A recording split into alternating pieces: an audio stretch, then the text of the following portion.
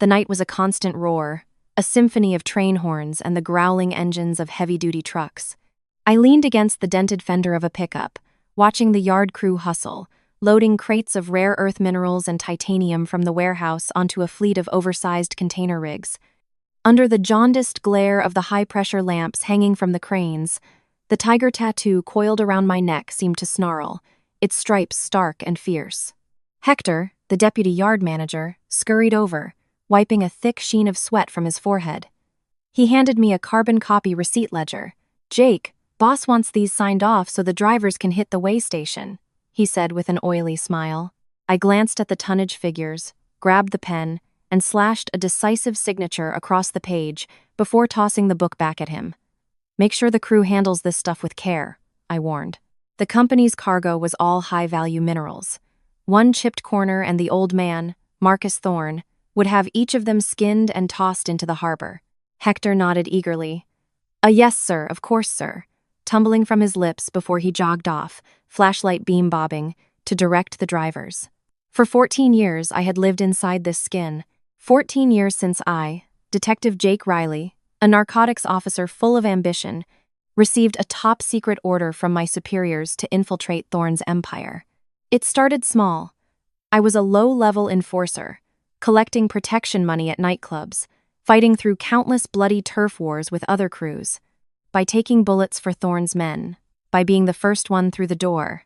I slowly climbed the ladder until I was managing his entire network of port facilities and entertainment venues for Thorne Logistics and Rare Earths. Thorne's cover was flawless. Even the local government saw him as a successful entrepreneur, a philanthropist who appeared on the local news donating to charities and building bridges in poor counties. But behind those shipments of exported minerals were hundreds of bricks of fentanyl, ingeniously hidden in false-bottomed containers designed to fool customs scanners. Thorne used this front company to launder his money, turning dirty cash into legitimate profits that he poured into real estate projects and coastal resorts. His network was an octopus, its tentacles reaching into neighboring states, its roots dug deep, greasing the palms of law enforcement officials with suitcases full of $100 bills. Thorne's cunning was in his absolute distrust of everyone, including me and the inner circle of thugs who had been with him since his street-brawling days. The real books, the clandestine transactions, the list of bribed officials, it was all stored on a single laptop, and this laptop was special. It was never connected to the internet, never touched a foreign USB drive. He was terrified of hackers, of spyware, of the sophisticated surveillance tech the feds used. That laptop stayed locked in a double mechanical lock safe in his private office on the 3rd floor of his mansion, a fortress of a place. Thorne only ever took it out for year-end accounting, or when personally overseeing a major shipment worth hundreds of millions. For 14 years, I had eaten bitterness and slept on thorns, enduring the scorn of my family and the avoidance of old friends, waiting for the one moment Thorne would slip up. My mission wasn't just to arrest Thorne, it was to drag his entire network of corrupt badged protectors into the light. That chance finally came last night. The company had just won a new mining contract up north. Thorne threw a party for his top guys and a few business partners at his private restaurant.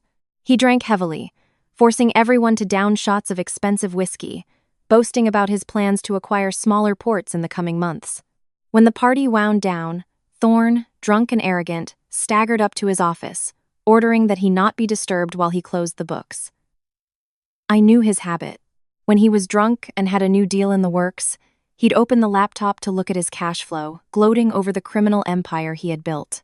I waited patiently in the hallway, telling the bodyguards to turn in early, that I would personally stand guard for the boss. An hour later, I slowly turned the doorknob. The door wasn't deadbolted.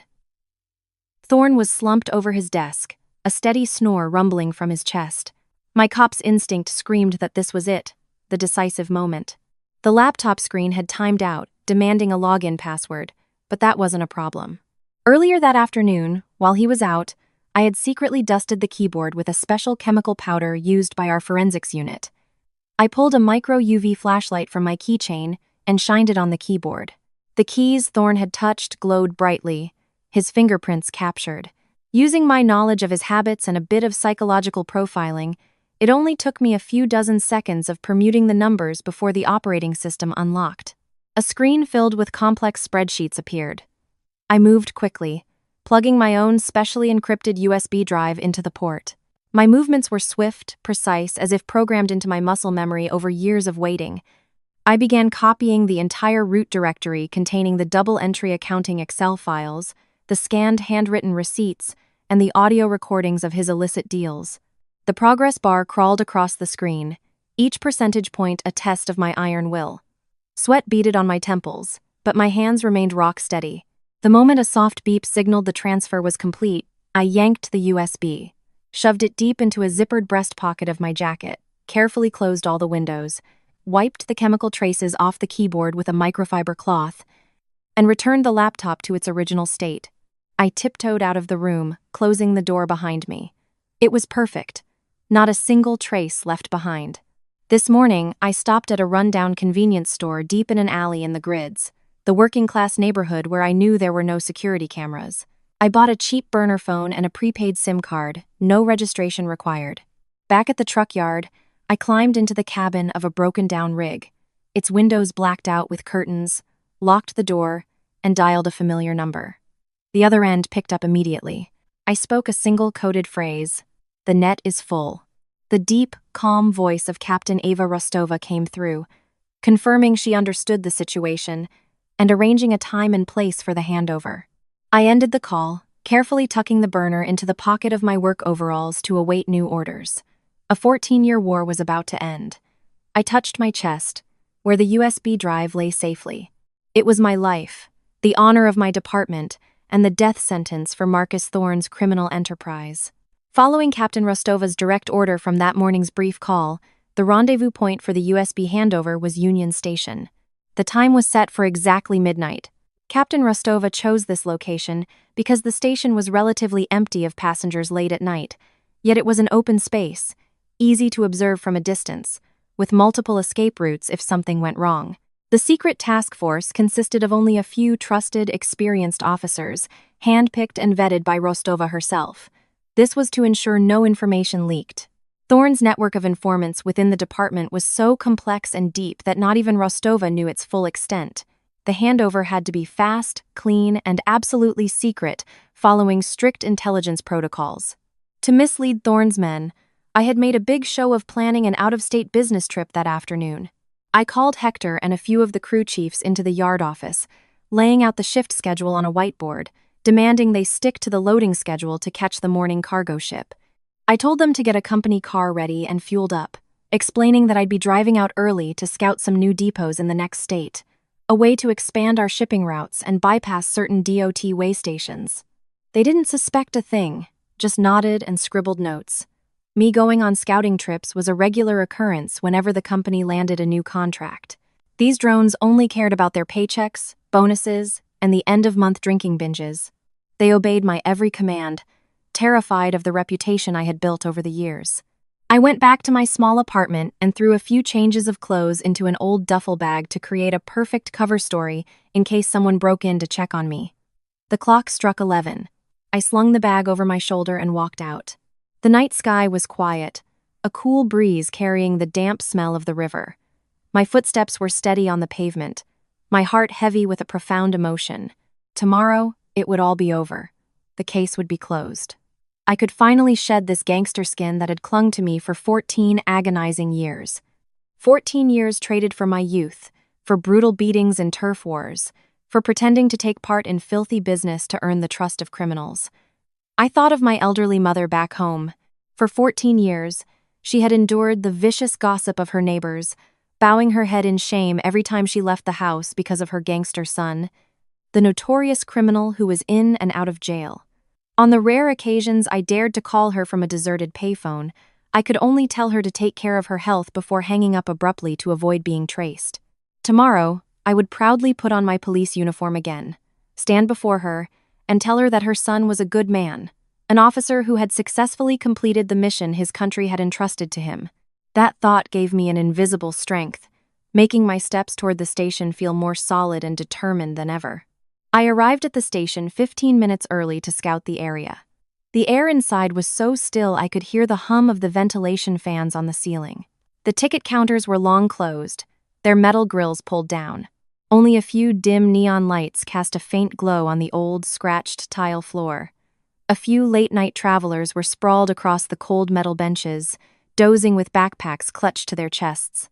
I walked to an automated newspaper kiosk, dropped a coin in the slot, pulled out a daily paper, and headed toward a row of seats in the most secluded corner of the main hall. This corner was a tactical position, allowing me to watch all three main entrances and the small passage leading to the parking lot out back. I sat down, holding the paper up to cover my face, but my eyes were constantly scanning, meticulously observing every small movement of everyone present. 10 minutes passed. Everything remained normal. A janitor in faded blue overalls pushed a mop bucket past, the wheels squeaking on the tile. A few dry coughs echoed from an elderly passenger on the opposite bench. I maintained a relaxed posture, legs crossed, betraying no tension, but every muscle in my body was coiled, ready for any unforeseen event. The USB was pinned securely inside my thigh pocket, a spot my hand could reach in a split second. A spare magazine and my Glock 19, hidden under my jacket, were also in easy reach, ready to be drawn. Time ticked by slowly. The clock hands crawled toward 12. I knew Captain Rostova was an extremely cautious woman. Her team was surely already in place, disguised as travelers or railway staff, positioned around the area. All I had to do was sit tight and wait for one of them to approach and give the correct countersign. The quiet of the hall was suddenly broken by a loudspeaker announcement. The midnight train was preparing to arrive. I folded the newspaper, laid it on my thigh, and fixed my gaze on the main entrance, awaiting the arrival of my comrades. From a side entrance, an elderly woman pushed a small, squeaky metal cart into the main hall. She wore old, mud-colored overalls and a thin, torn plastic raincoat to ward off the damp night air. She walked with a shuffle, struggling to push the cart, which was piled high with empty plastic bottles, beer cans, and cardboard boxes. I didn't pay her much mind.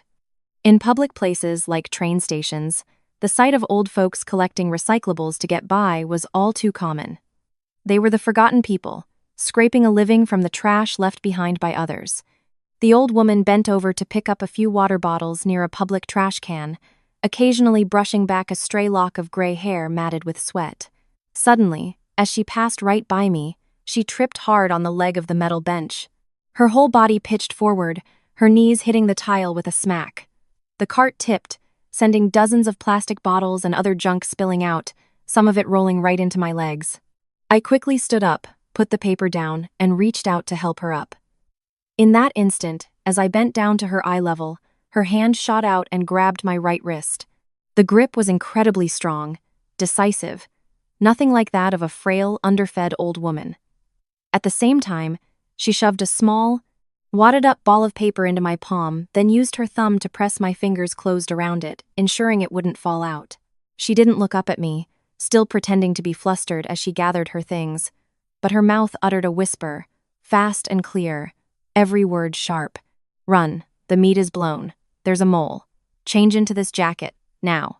Get to the restroom." The words were a stark, urgent warning, devoid of the muddled confusion or panicked trembling of an old woman who had just taken a fall. She pressed a damp, dark-colored jacket into my hand, which she had hidden under the pile of junk on her cart. Her message delivered, she immediately got to her feet on her own, loudly apologizing in a shaky voice for everyone to hear. She continued to pick up the scattered bottles, stuffing them into a sack, and then hurriedly pushed her cart toward the side exit, disappearing behind a row of concrete pillars. I clutched the note and the jacket, gave a slight nod to signal that everything was fine, and immediately turned and walked away, trying to keep my pace as normal as possible. I headed straight for the men's restroom, located at the end of a deserted corridor, a good distance from the main hall. The aluminum door swung shut behind me. I went into the farthest stall and bolted the rusty lock. Under the restroom's pale fluorescent light, I quickly unfolded the crumpled piece of paper. The words, written in blue ballpoint pen on a piece of a cigarette pack, were clear. "Run. Meat blown. Mole in the department."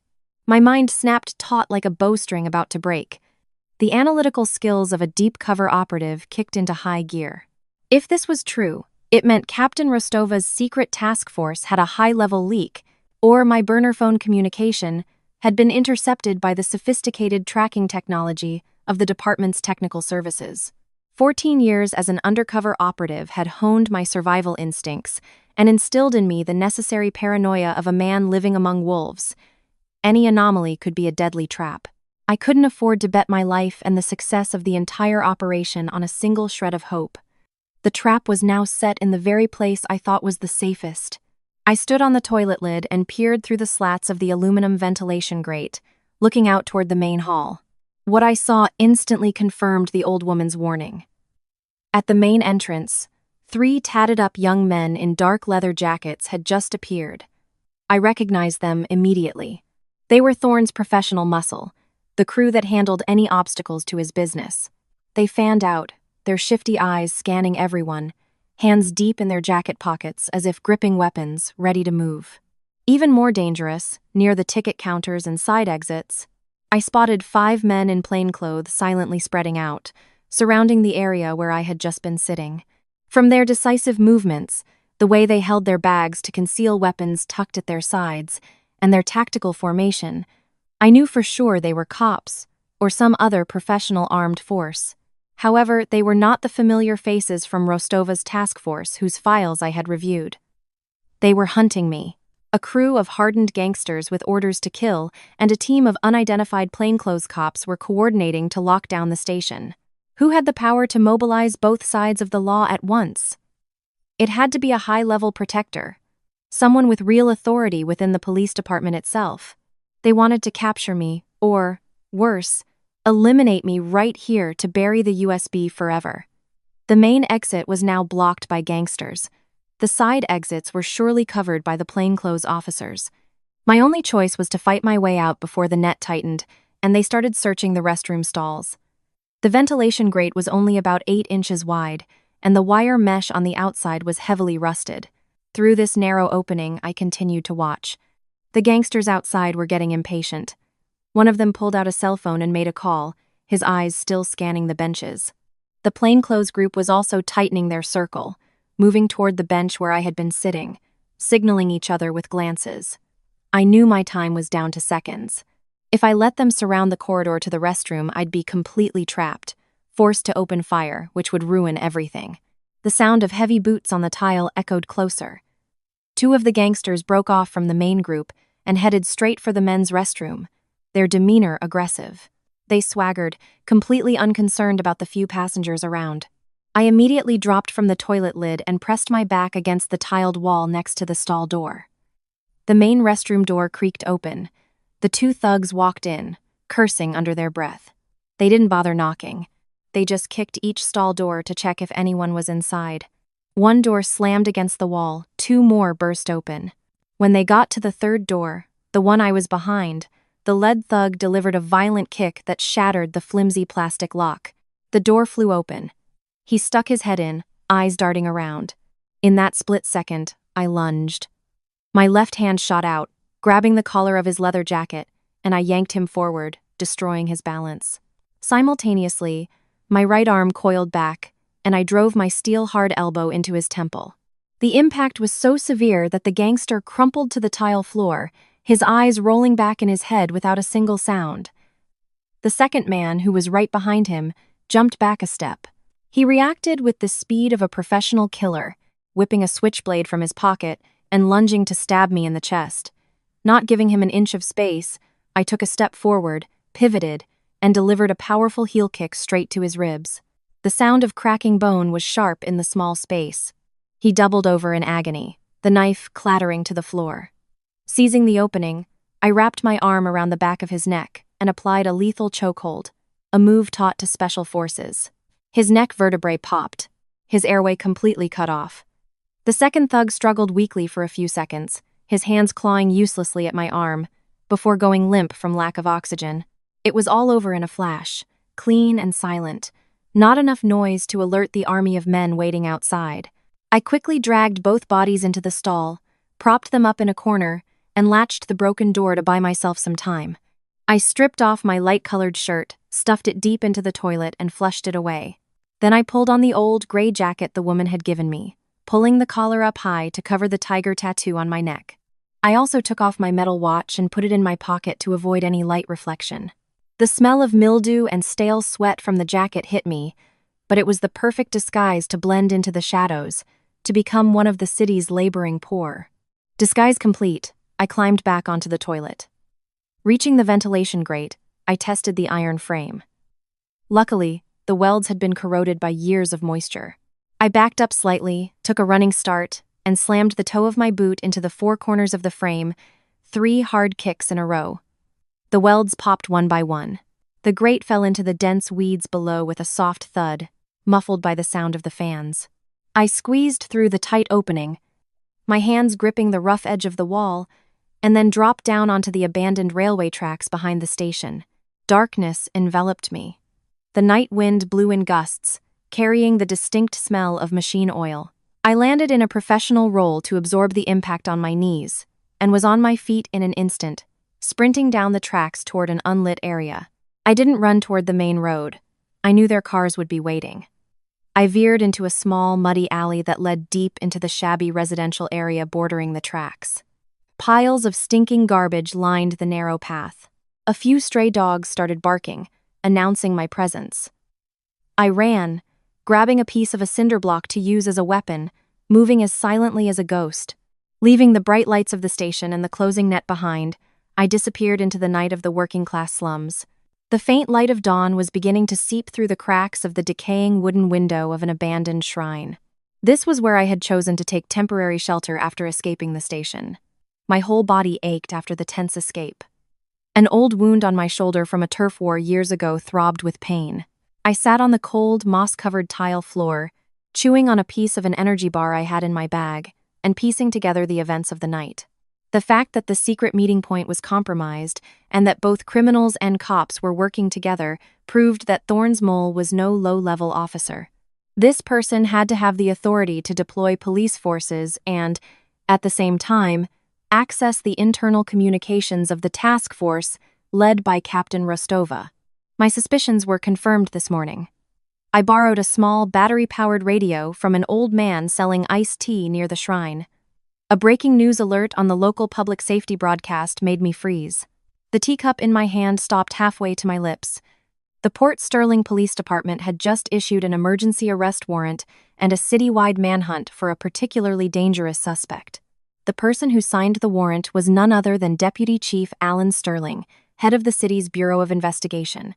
The broadcast read my real name, Jake Riley, described my height, build, and the distinctive tiger tattoo on my neck. But the worst, most insidious part was the content. The bulletin falsely accused me of being the ringleader of a major drug syndicate that had just been exposed.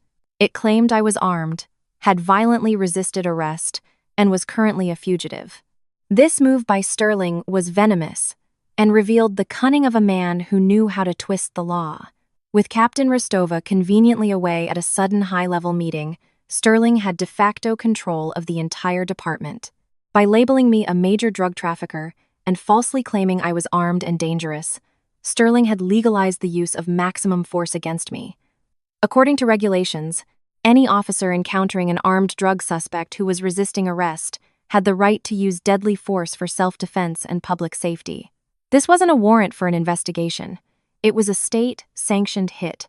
It was a license to kill me and permanently bury the USB containing the list of bribed officials and Thorne's real accounting ledgers. Not only was I facing the legal guns of my own brothers in blue, but I was also being hunted by the underworld. This morning, as I moved through the Greyhound bus station on the outskirts of town looking for a way out, I saw that Thorne's crews were everywhere.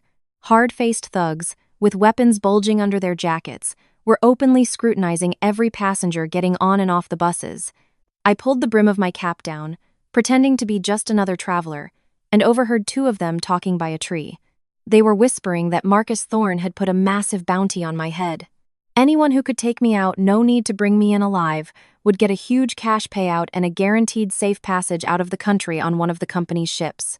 Thorne wanted me dead, and fast, before Rostova could get back and regain control. I was caught between the jaws of a vice.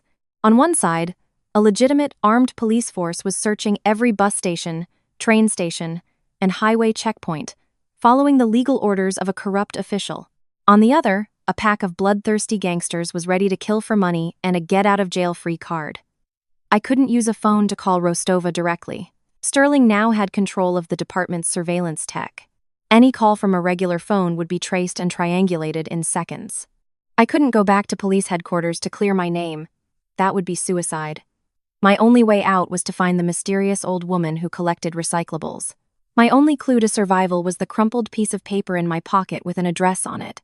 I pulled my cap down low, carrying a plastic grocery bag to look the part, and blended into the morning rush of laborers, carefully making my way toward the address on the note, a slum of cheap rentals by the canal.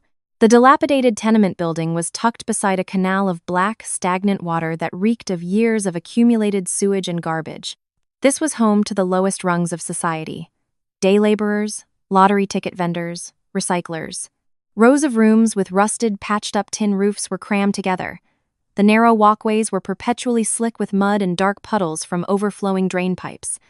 I navigated the muddy path, carefully avoiding the suspicious gazes of a few shirtless men drinking at the entrance of the alley. Following the detailed address on the back of the note, I found the last room, hidden behind a pile of discarded truck tires stacked as high as the roof. The rotting wooden door was held ajar by a piece of wire. I knocked lightly 3 spaced taps, then pushed the door and stepped inside. The room was less than 100 square feet, damp and incredibly dark. The old woman from last night was in a corner, sorting through a pile of plastic bottles and bags. Seeing me, she showed no surprise or fear. She calmly stood up, bolted the door with a wooden latch, and pulled a tattered cloth curtain over the single small window that faced the canal. The room was bare, save for a single cot against the mildewed wall, a cold charcoal stove, and a rusty, locked military-issue footlocker. "You're later than I expected. They've locked down the roads pretty tight out there, haven't they?" Her voice was steady, a complete contradiction to her disheveled, impoverished appearance. I nodded, took off my cap, placed it on a small table, and looked her straight in the eye. "Who are you? How did you know my meat was compromised, and why did you risk your life to save me?" She didn't rush to answer. She walked slowly to the corner, pulled the footlocker out from under the dusty cot, and with a calloused hand, unlocked the old brass padlock. She carefully unwrapped a plastic-wrapped bundle, taking out an old, yellowed photograph. It was a portrait of a young man in a police uniform. He had a determined face, a gentle smile, and eyes that shone with integrity and youthful passion. I was stunned. My body froze as if I'd been tasered, my heart skipping a beat. The man in the picture was Danny. Danny was my junior partner, a fiery young detective fresh out of the academy 5 years ago. The department had decided my solo operation was too risky and had sent Danny. He was a brilliant officer, sharp and dedicated, but his cover was blown while tailing a contraband shipment. Thorne's crew staged a horrific traffic accident on the highway to eliminate him, making it look like he had been drunk driving and slammed into a utility pole. The investigation, personally overseen by then-Captain Alan Sterling, was quickly closed. The official cause of death was ruled an accident, despite irregularities at the scene and fierce protests from Danny's family. I stared at the photo of my fallen comrade, then looked up at the woman before me. Her eyes were red-rimmed, but not a single tear fell. They were the eyes of someone who had cried herself dry, who had nothing left but a steely resolve to find the truth. "I'm Maria," she said, Danny's mother. How could an old woman from out of town know that the gangster Jake the Tiger at the train station was her son's police partner? "I'll tell you everything." Her voice grew hard, filled with a decade of suppressed pain. My Danny had a chronic stomach ulcer. He never touched a drop of alcohol, not even with clients. When the department brought his body to the funeral home, I washed him myself.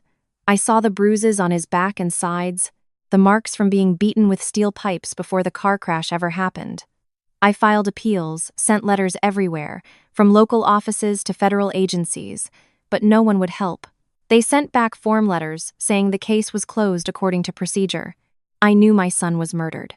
I knew those powerful men at that logistics company were the ones who did it. I clenched my fists, my jaw tight with rage. The image of Danny, smiling on the day he got his badge, flashed in my mind. The vow I had made at his grave burned fiercely again. My detective's mind started working. A huge question formed. How did you know about me? I asked, my voice still shaky with shock. Maria took a deep breath, reached back into the footlocker, and pulled out another plastic-wrapped object. She placed a small, brown, leather-bound notebook on the table next to Danny's picture. She poured me a glass of water from an old pitcher.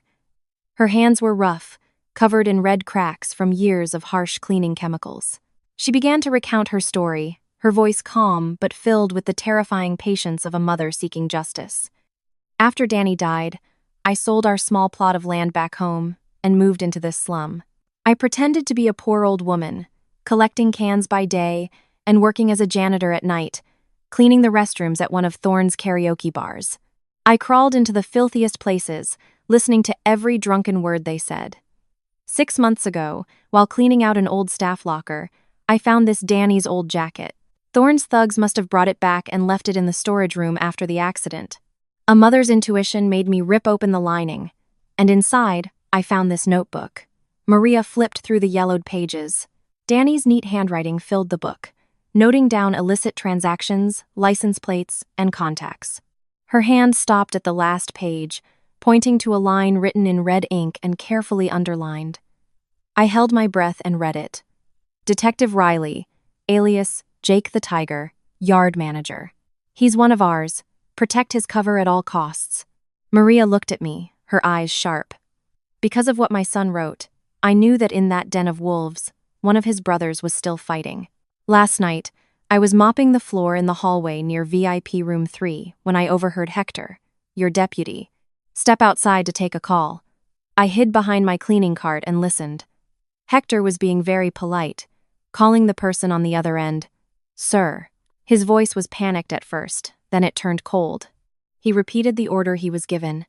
Jake the Tiger is an undercover cop named Riley? Don't worry, sir. He's at Union Station at midnight. I'll have the boys waiting at all the exits. We'll take care of it quietly. No loose ends. When I heard that, I knew you had been sold out. You were the brother Danny wrote about. I immediately ditched my cleaning supplies, grabbed a cart, and ran to the station to find you. I couldn't let you die like my son.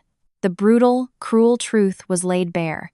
A frail, elderly mother had been forced to abandon her quiet years, to play the part of a destitute scavenger, crawling into a viper's nest to do the job of those who wore a badge but had sold their souls. I nodded, rage boiling in my veins. I unzipped my breast pocket, took out the USB, and placed it on the table. I swore to Maria that I would make them all pay with the evidence on this drive. Maria got out an old first aid kit and used cotton and antiseptic to clean and bandage a deep gash on my arm from the fight at the station. Then, she put on a straw hat, took a few crumpled bills, and went out, promising to buy a new, unregistered SIM card for my burner phone so I could contact my superiors. The room fell silent. The only sound, the ticking of an old wall clock, counting down the seconds of my life. About an hour later, Maria returned. She handed me a disposable SIM card and a data transfer cable she'd bought at a pawn shop. She explained she had to circle through 3 alleys and go to a small street-side electronics stall to get them, to avoid the thugs who were now lurking around the neighborhood. I took the devices, popped the back off the burner phone, inserted the new SIM, and powered it on, immediately disabling all Wi-Fi and cellular data to avoid being pinged. I connected the encrypted USB to the phone with the cable. The screen prompted me for the 2-factor authentication password. With practiced ease, I unlocked the secure partition and accessed the root folder containing all the files I'd copied from Thorne's laptop. I opened Danny's notebook, his final gift. It was time to connect the dots and find the real puppet master. The notebook was filled with cryptic professional shorthand. Date, 12th. Blue sedan, plate 36B, in the back lot of the nightclub. Received 2 black duffel bags. I immediately opened Thorne's diplomatic expenses file on the phone and searched for the corresponding date. An entry for the 12th read, Project Lubrication, Riverport, $2 million, recipient, S90S. I cross-referenced another entry, Danny's notebook. Date, 8th, PD raid on the depot leaked. Trucks were moved, contraband cleared out 2 hours before. I searched for the 8th in Thorne's ledger on the phone. The entry was sharp and clear. Birthday gift for S offshore account transfer. Transaction ID a string of special characters. All the pieces fit. Every time the police department organized a major raid, Thorne's crew managed to escape, tipped off in advance. The initial S in the ledgers and the recipient of the transfers all pointed to one name, one person with the authority to both order raids and leak information: Deputy Chief Sterling, the current head of the Bureau of Investigation. It was Sterling who had signed off on the report concluding Danny's death was an accident. And this morning, it was Sterling who had tipped off the gangsters, exposed my identity, and then signed the emergency warrant painting me as a fugitive to be shot on sight. All the money, all the flawed decisions, originated from his powerful desk. The logic of the evidence was undeniable. It was so perfect, so horrifying, that it made my stomach turn at the sheer depth of a high-ranking officer's corruption. I disconnected the USB and put it away. The evidence was complete. The death sentence for Thorne and Deputy Chief Sterling was sealed. Now, I just had to get it into Captain Rostova's hands. I checked the battery on the burner phone. It was enough for one crucial call. I moved to the darkest corner of the room, where the signal was weakest, to make it harder for any surveillance equipment to get a lock. I dialed the direct number for Captain Rostova's secure line. It was a high-level, encrypted channel, used only in life-or-death emergencies. The long beeps echoed with extreme tension. The other end picked up. Without hesitation, I recited the authentication code phrase to let her know it was me, Rostova confirmed. I reported the situation, speaking as quickly and clearly as I could. I told her the Union Station meet was compromised, that I had been ambushed by both gangsters and plainclothes cops. I asserted that the morning's arrest warrant was a fabrication, a setup to have me killed. And most importantly, I reported that I had all the evidence from the USB and from the notebook of the fallen officer, Danny. It all pointed directly to Deputy Chief Sterling as the protector of Thorne's drug empire. The line was silent for a tense moment. There was no panic in her voice. Captain Rostova responded with the cold, decisive tone of a seasoned commander. She ordered me to trust no one in the local police force. Sterling had used his authority to manipulate the entire system under the guise of hunting a dangerous fugitive. She revealed she was currently at headquarters for a special meeting and would personally take the intelligence directly to the director of the FBI's regional office. Rostova ordered me to leave the slum immediately, as it would surely be locked down soon. She said she was requesting an emergency deployment of a special federal task force, traveling in unmarked vehicles, to come to the city tonight to take over the case. A new rendezvous point would be sent via coded text message once I reached a secure location.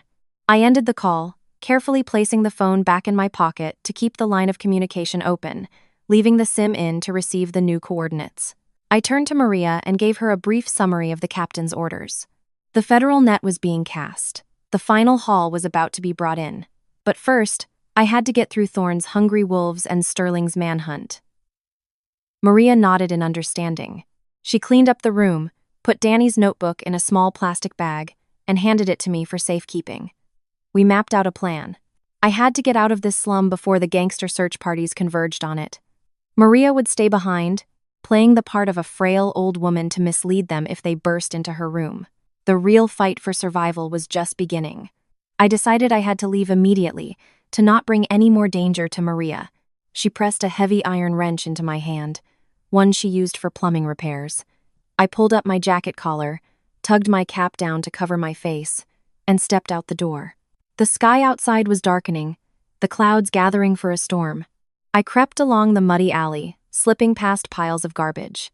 There was an unusual commotion in the area. In the distance, I could hear gangsters shouting as they kicked in the doors of the tenement rooms on the other side of the alley. At the same time, police sirens wailed from the main road, signaling that law enforcement had set up a perimeter. I couldn't go to the main street.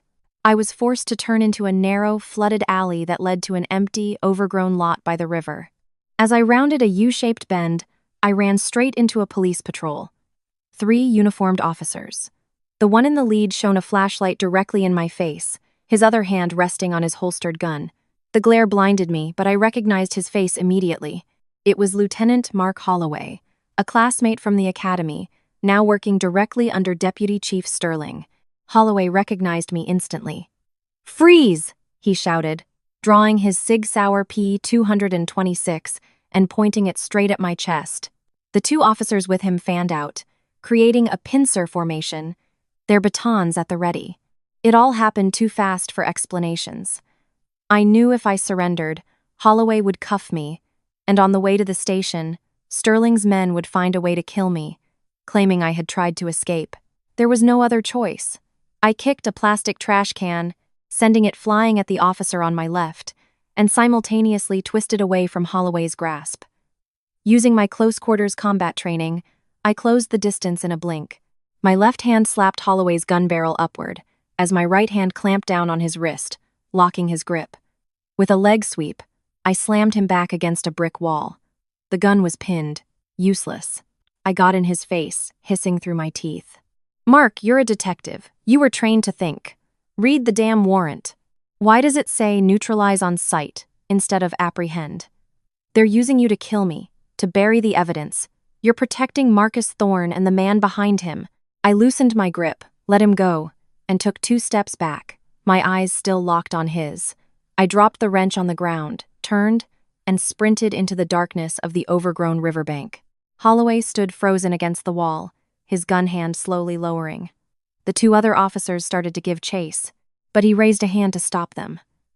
My words had struck a nerve, appealing to the professional skepticism and logical mind of a true investigator.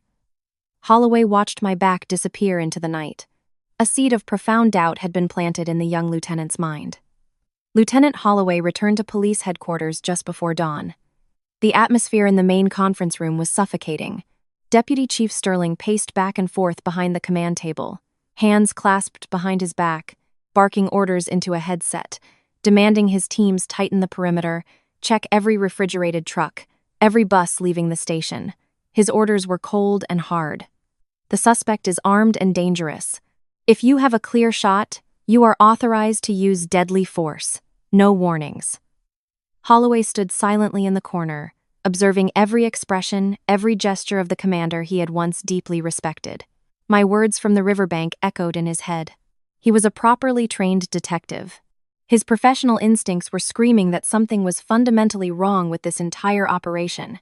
Why would a dangerous, armed fugitive deliberately spare a police team and run, instead of shooting his way out? Why did the arrest warrant bypass the standard procedure of containment and negotiation and go straight to a kill order? Holloway excused himself from the room, claiming he needed to review the checkpoint assignments, but he went straight to the records department. The archives were under tight security. Holloway switched on a small desk lamp and requested the file on the traffic-related death of Officer Danny from 5 years ago. He remembered it clearly. Then, Captain Sterling had personally handled the case and signed the final report. The thick, dust-covered file was placed on his desk. Holloway flipped through the pages, comparing the crime scene photos, accident diagrams, and the coroner's report. There were too many inconsistencies that, without suspicion, had gone unnoticed.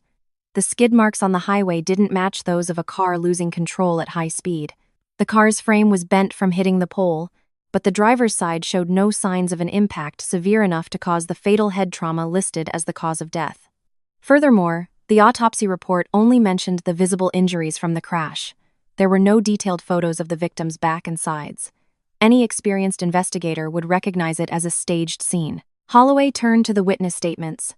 The 3 witnesses were all night shift workers from a nearby construction site. Their testimonies were identical, down to the last comma, from the timing to their insistence that the victim had been drunk and had stumbled out of a nearby bar.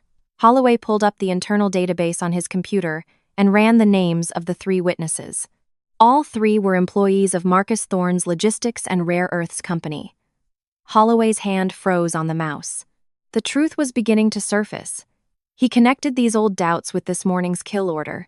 The same script, the same goal of covering something up, and the same man signing off on it all. Sterling wasn't running a drug bust. He was using the power of his badge to eliminate threats to a criminal organization. Holloway stood up, took the file, and locked it in his personal desk drawer. He called 3 junior detectives, young, capable, and with spotless records, and told them to get their weapons and an unmarked car, and to stay off the department radio. The 3 young officers quickly assembled in Holloway's office. They looked at their lieutenant with confusion as he ordered them to hand over their radios and turn off their personal cell phones. Holloway spread a city map on his desk and circled the riverbank and the poor tenement neighborhood where he had encountered me. He lowered his voice and laid out his plan. He ordered the team to travel in a personal vehicle, in plain clothes, and to sweep the area's perimeter, but with a completely different objective. Their goal was not to shoot on sight, as Sterling had ordered, but to find me, subdue me, and bring me to a secure location outside the control of the city police department. Holloway briefly explained the discrepancies in the old case file and asserted that I was carrying critical evidence that could incriminate high-level officials. The young officers hesitated at first. This order directly contradicted the deputy chief's command. But Holloway's reputation for integrity and years of dedicated service convinced them. The team of 4 got into an unmarked pickup truck, blended into the morning traffic, and quietly headed toward the hot zone on a mission to rescue the truth. The sky was just beginning to lighten. The overnight rain had left muddy puddles all over the alleys of the canal-side slum. I had taken refuge in an abandoned building at the end of a dead-end alley, a former small woodworking shop that had been gutted by a fire. The brick walls were stained black with soot, and the corrugated tin roof was riddled with holes, letting water drip down onto the damp earth floor. I crouched in a dark corner behind a pile of rotting sawdust, my back against the cold wall, trying to control my breathing. The old wound in my shoulder was starting to swell, the pain radiating down my right arm. 14 years of living as a criminal, with an irregular lifestyle and countless beatings, had taken a toll on the body of a special operative. The continuous chase was draining my stamina. I knew I couldn't maintain high-intensity combat for much longer. I gripped the iron wrench Maria had given me, my ears straining to catch the slightest sound from outside. Thorne's gang had picked up my trail. I could hear the sloshing of footsteps in the mud, the flick of a lighter, and a stream of vulgar curses getting closer. Leading them was Rhino, Thorne's most ruthless killer, a man with 3 prior convictions for aggravated assault and murder. Rhino was short and built like a fire hydrant, with biceps as thick as tree trunks and a long scar that ran from his eye down to his jaw. He carried a sawed-off shotgun under his jacket and had a long butcher knife, the kind used for slaughtering pigs, tucked into his belt. Thorne's orders were clear. No questions, no capture, just kill me on sight for the bounty and the ticket out of the country. Rhino directed his men to split up, kicking in the doors of the shacks, rummaging through piles of junk. I could hear the terrified screams of residents, but no one dared to intervene. Rhino approached the abandoned building. He signaled for 2 of his men to cover the entrance while he drew his butcher knife and cautiously stepped inside. Faint light filtering through the holes in the roof glinted off the blade. His eyes scanned the room, his nose twitching like a bloodhound sniffing for its prey. It was now or never. A direct confrontation was my only chance of survival before the other 2 stormed in. Just as Rhino stepped past a pile of burnt plywood, I kicked a loose board, sending it clattering to the ground. Rhino instantly spun around, swinging his knife toward the sound. In that moment he was off balance. I launched myself from behind the sawdust pile, bringing the heavy wrench down in a vicious arc onto his knife-wielding forearm. A sickening crack echoed in the small space. Rhino roared in pain, the knife falling from his grasp, but the instincts of a hardened killer didn't let him quit. He used his left hand to whip the sawed-off shotgun from under his jacket and tried to pull the trigger. The distance was too close. If that gun went off, it would tear me apart. I threw my entire body into him, my left hand grabbing the barrel and forcing it toward the ceiling. A deafening blast shook the building. The recoil and the force of the buckshot blew a huge hole in the roof, sending a shower of sawdust and debris down on us. Enraged, Rhino headbutted me hard in the face. The blow stunned me, and blood gushed from my... He seized the opportunity, hammering his left fist into my side. The punches were crippling. I doubled over, but my grip on the gun barrel never wavered. In a blind rage, Rhino ignored the pain from his broken arm and used his full body weight to tackle me to the muddy floor. He fumbled for the dropped knife, his eyes bloodshot. I drove my knee into his stomach to create some space, my right hand still gripping the wrench, and brought it down again and again on his shoulder and the back of his neck. Each blow was delivered with all my remaining strength. He snarled and fought back, his left hand swinging the knife wildly. One slash caught my right shoulder, sinking into the old wound. Fresh blood welled up, soaking my sleeve. The searing pain triggered my last survival instinct. I let go of the wrench and used both hands to grab the collar of his jacket. Using a judo throw, I flipped him over.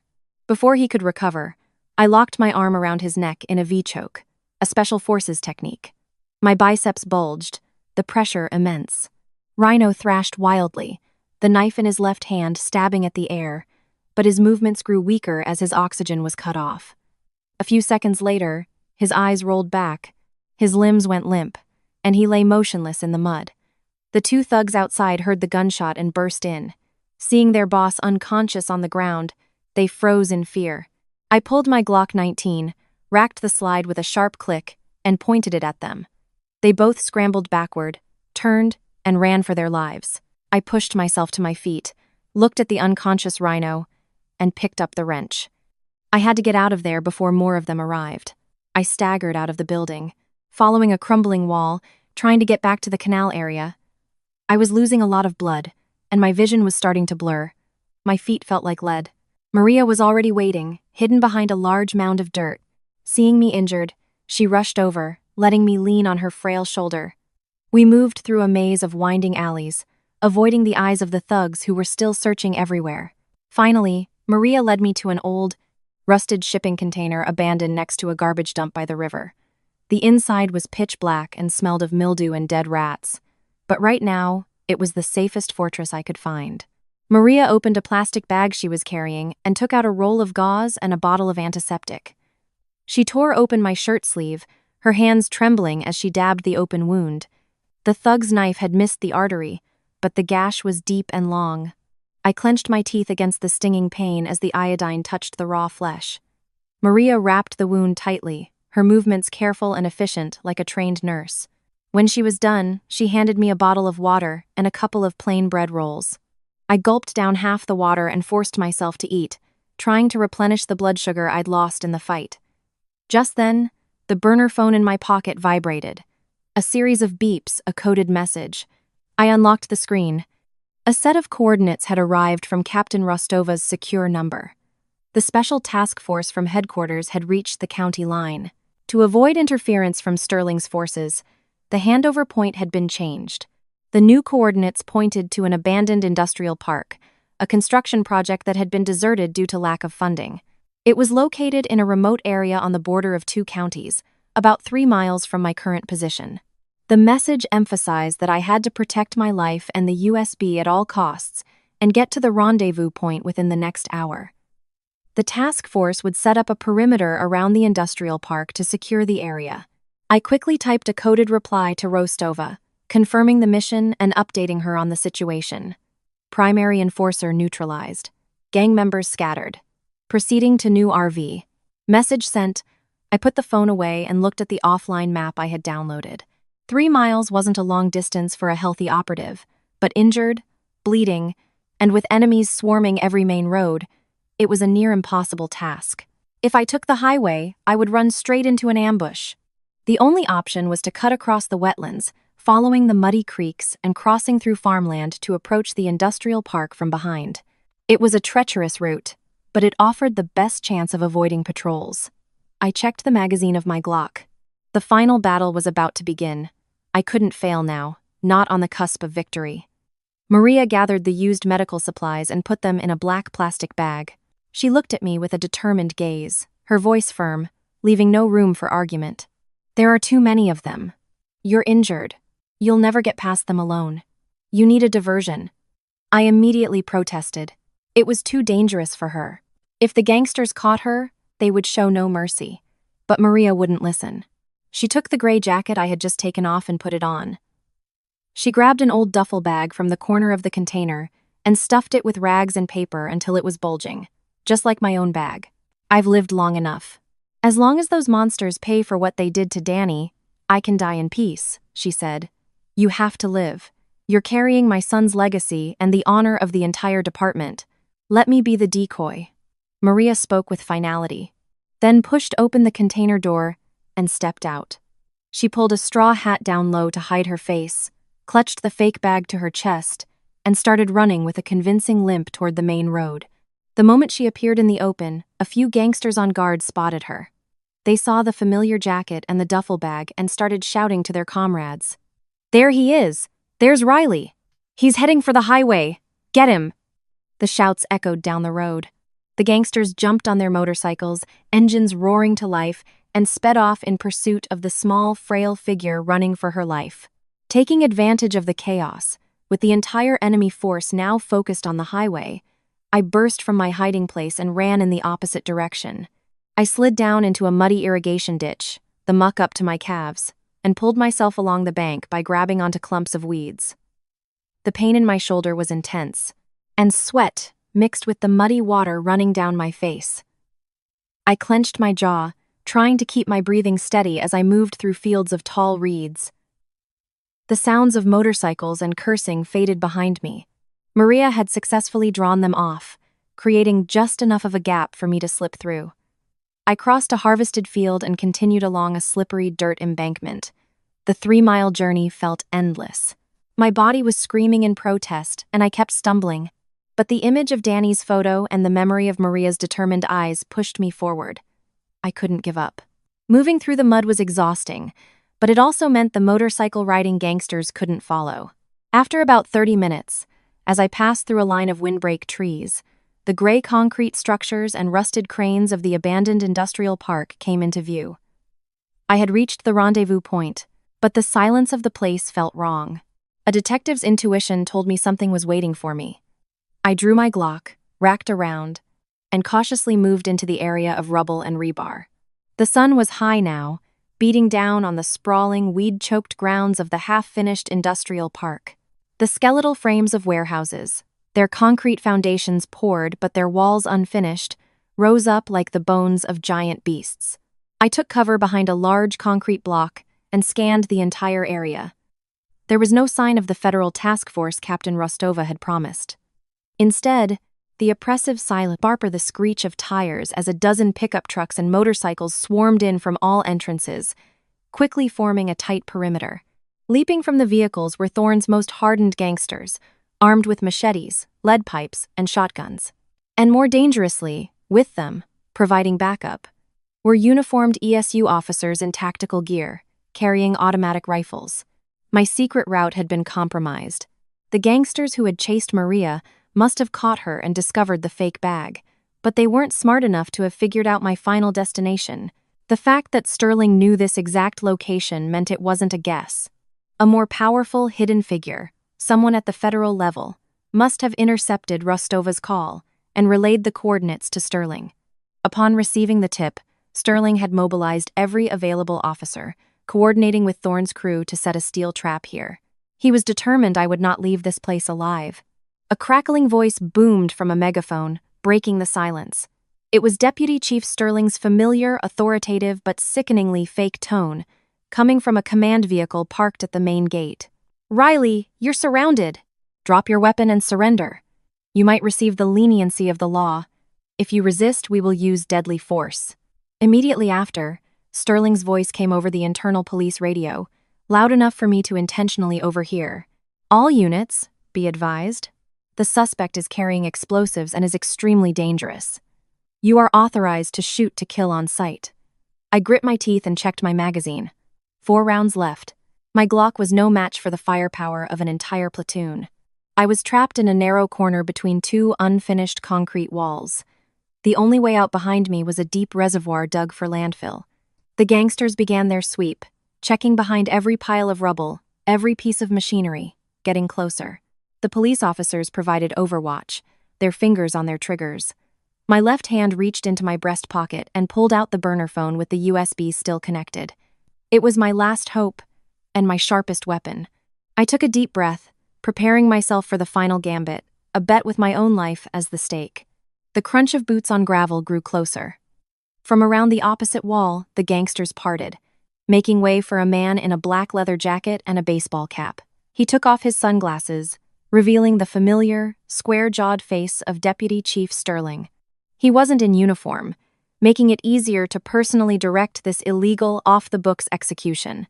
Behind him, Lieutenant Holloway and his young detectives followed, their faces tense, weapons at the ready.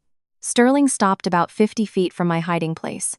He drew his K-59 from its holster and smirked. "It's over, Riley," he boomed, drawing out the words for psychological effect. "Drug trafficking, resisting arrest. The law has no mercy for scum like you. Be smart. Come out, and I'll give you a chance."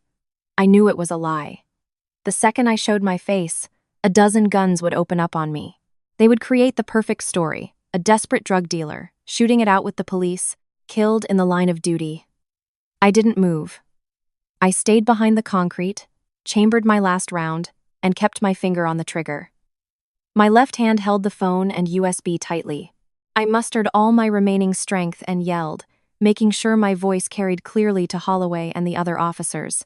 "Officers, look closely. My name is Detective Jake Riley. I've been deep undercover for 14 years.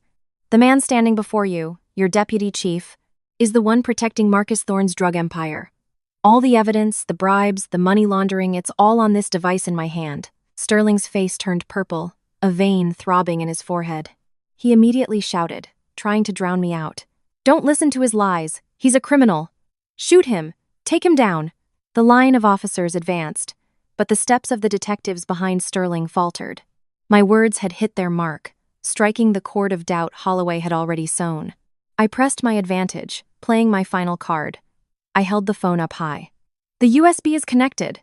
The data is synced to this phone and uploaded to a dead man switch.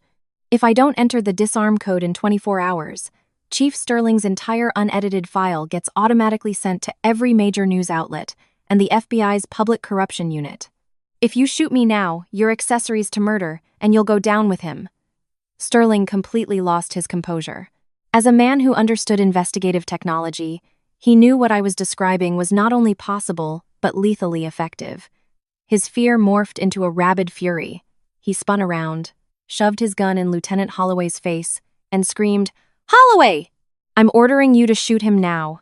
You're the lieutenant. Set an example for your men. Shoot him." Holloway stood his ground, staring down the barrel of his superior's gun. His own weapon slowly lowered to his side. The air in the industrial park grew thick, stretched to the breaking point. This was no longer about cops and criminals. It was a battle for the soul of the department, a war between light and darkness. A hot wind blew in from the reservoir. Thorne's gangsters stood off to the side, confused, having never witnessed such a raw display of internal conflict among the police. Deputy Chief Sterling's face was a mask of rage, his trigger finger trembling. He roared at Holloway again. "Did you hear my order? Shoot Riley now, or I'll have you arrested for conspiring with a drug cartel." In that life-or-death moment, with the fate of the entire case on the line, Holloway made the choice of a true officer of the law. He took a decisive step forward, physically blocking Sterling's line of sight to my position. He stood tall, looked his corrupt commander in the eye, and announced in a loud, clear voice for all to hear. "Reporting, sir. The suspect, Riley, is not presenting a direct armed threat and is not actively resisting. According to department protocol and due process, I request we employ non-lethal methods to apprehend the suspect for further investigation. We will not open fire under these circumstances." As soon as Holloway finished, the 3 young detectives with him stepped up to stand by his side, forming a human wall. They all lowered their weapons, their determined expressions showing their complete solidarity with their lieutenant. Holloway's courageous act was the spark that ignited the conscience of the other officers. They began to murmur among themselves, looking at Sterling with suspicion. None of them wanted to be assassins for a dirty cop's secret. Sterling knew he had lost control. Holloway's public defiance had shattered his authority. Unable to use his subordinates, he decided to do the job himself. He shoved Holloway aside, raised his K-59, and aimed it through the gap between the officers, directly at my hiding place. "Get out of my way! I'll handle this traitor myself," he snarled, his finger tightening on the trigger. But Holloway was faster. With the lightning reflexes of a trained operative, he grabbed Sterling's gun hand, twisting it and forcing the barrel skyward. Bang! The gunshot was deafening. The bullet slammed into the steel frame of a crane overhead, sending sparks flying. Holloway's defiance had bought me the time I needed. The 2 men wrestled for the gun. The gangsters, seeing the chaos, started to move forward to help their benefactor. I gripped my own pistol, ready to rush out and help Holloway. But in that instant of chaos, the sound I had been waiting 14 long years to hear finally ripped through the air. The distinct wail of federal sirens echoed from multiple directions, growing louder by the second. From the 3 main roads leading into the industrial park, a convoy of black SUVs with government plates sped toward the scene, screeching to a halt. The doors flew open, and dozens of heavily armed FBI agents in full tactical gear swarmed out, forming a perimeter with breathtaking speed. Leading them was a black command vehicle.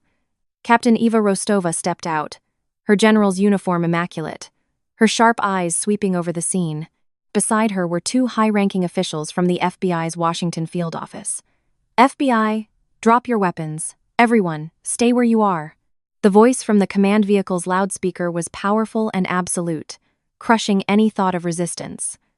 Thorne's gangsters, who were nothing more than street thugs, immediately dropped their weapons and fell to their knees, hands on their heads.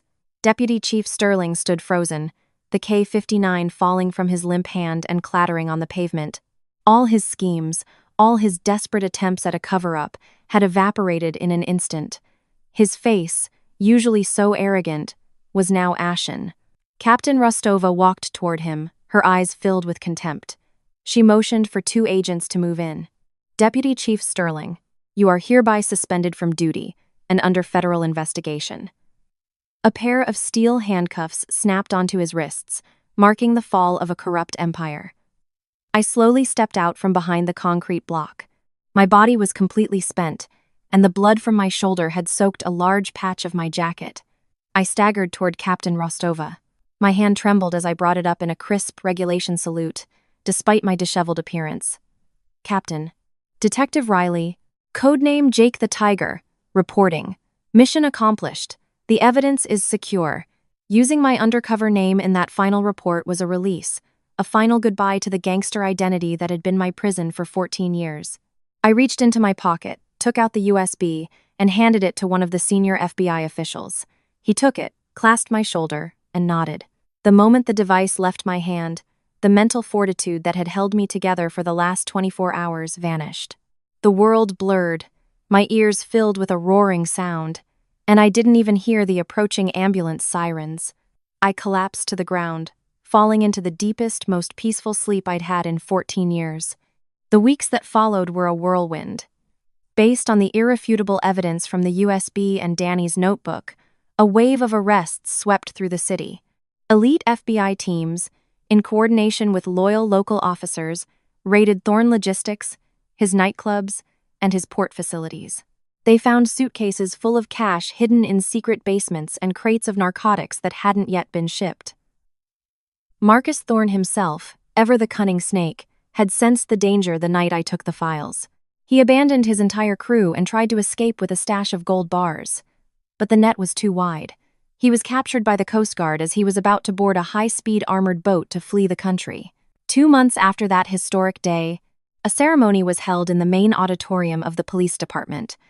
I walked onto the stage in a crisp new police uniform, the silver oak leaves of a major shining on my shoulders. After 14 years of playing a villain, of wearing the marks of a gangster, and living with the scorn of society, I finally had my true identity back. As Captain Rostova pinned the Medal of Valor to my chest, I saw her eyes were misty. In the audience, my mother wept, a radiant, proud smile on her face. She would never have to bow her head in shame again. The honor of my family had been restored. That afternoon, I took a personal day. I drove to pick up Maria from the new safe apartment the department had arranged for her. Together, we drove to the state's memorial cemetery for fallen officers. The autumn sky was clear and blue. We stopped in front of a white marble headstone engraved with the name of Officer Danny. I carefully placed a copy of the official commendation, declaring him a hero, the flag that had draped his coffin, and the files that cleared his name on the stone. Maria fell to her knees, hugging the headstone and sobbing. These were not the suppressed tears of a mother seeking justice, but the tears of release, washing away years of pain. Her son's honor had been gloriously restored. I stood at attention and saluted my fallen partner. It's over, Danny. Rest in peace. The people who did this to you have paid for their crimes. The evidence you left behind saved us all. The promise I had made to him on the night of his death had finally been fulfilled. Maria turned and grasped my hand, her warm, calloused grip conveying a world of gratitude. She was no longer alone. The department had arranged for her to receive a lifetime pension, and I had come to see her as my own second mother. The ghosts of the past, the nightmares of violence, began to recede, replaced by a sense of peace. That winter, I was officially transferred to the FBI's headquarters in D.C., assigned to a special investigative task force. My job was no longer to live a lie in the shadows, but to sit before mountains of files, analyzing criminal networks with logic and sharp investigative skills. Lieutenant Holloway was also promoted and transferred to work with me. The two old academy friends, having survived the storm, were now fighting side by side on the right side of the law. One late afternoon, I sat in an interrogation room across from Marcus Thorne, even in a prison jumpsuit, awaiting a sentence he knew would be for life. His arrogance hadn't completely faded. He leaned back, his cuffed hands on the table, and looked at me with a knowing glint in his eye. "You think catching me and Sterling is the end of it, detective? Did you really look at the money trails on that thumb drive? All that cash? You think one deputy chief in a port city could swallow all that and protect my entire international operation?" Thorne's words weren't a threat. They hit on the one lingering question that had been bothering me for weeks. Who had intercepted Captain Rostova's call? I went back to my office and had the tech department print out the entire financial analysis from Thorne's network. Spreading the massive chart on a wall, I traced the paths of the huge encrypted transactions. Thorne was right. The money sent to Sterling was just the tip of the iceberg. Hundreds of millions had been funneled through offshore shell companies into anonymous, heavily encrypted accounts, far beyond the reach of a local police department. Behind Thorne, behind the corrupt Sterling, there was still a giant shadow, a far more powerful and sophisticated force that had yet to be revealed. I stood by my office window, looking down at the bustling city streets below. Life went on. Few knew of the relentless battles being fought in the shadows every single day. The Thorne case was closed. My life had been saved. But the work of a lawman is never done. I turned back to my desk, closed the old case file, and took out a fresh sheet of paper. I picked up my pen and wrote the first line of a new investigation plan. The darkness is always there, waiting to devour the light. And our mission is to stand forever on that line, to ensure the flame of justice never goes out.